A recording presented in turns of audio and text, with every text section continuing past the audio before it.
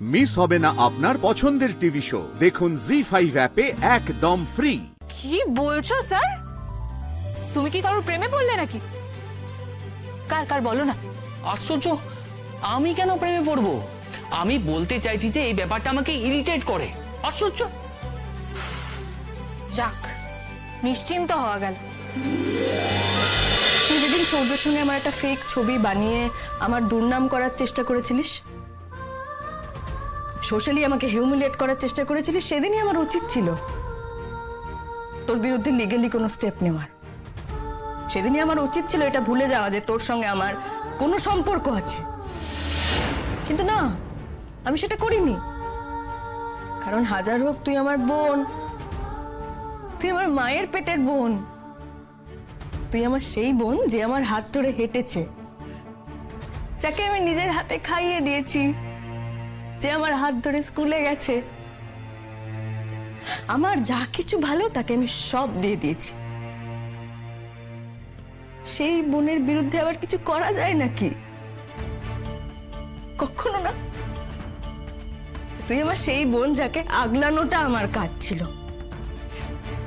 তখনও, সেদিনও যখন তুই কিছু ভেঙে ফেলতিস, কিছু কিছু ফেলে দিতিস, আমি মাকে বলতাম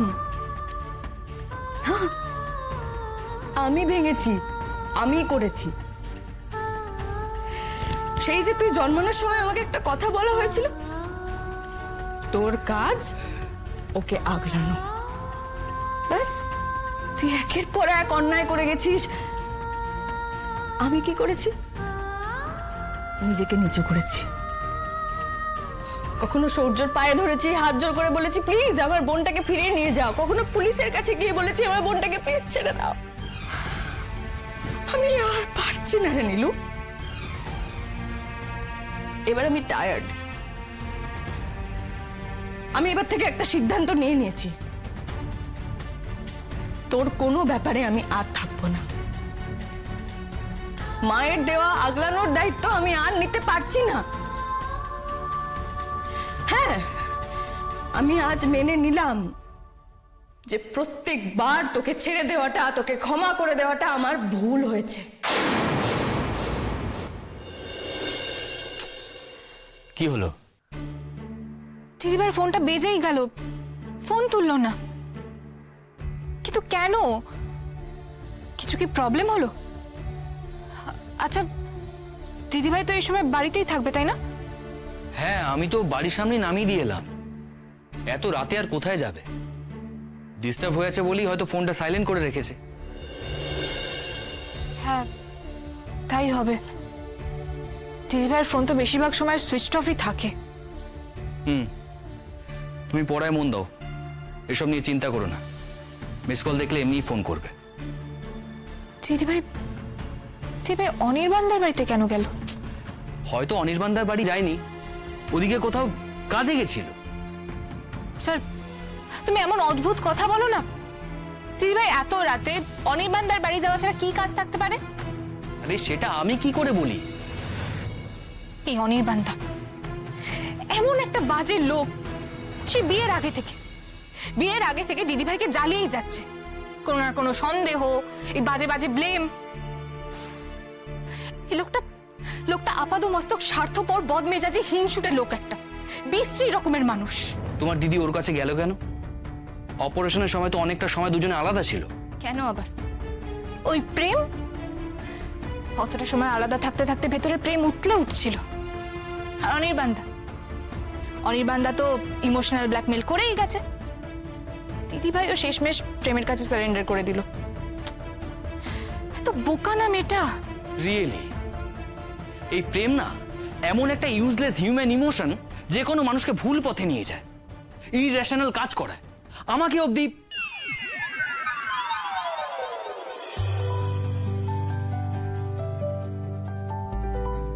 তোমাকে অবধি মানে প্রেম তোমাকে অবধি কাবু করেছে? কি বলছো স্যার?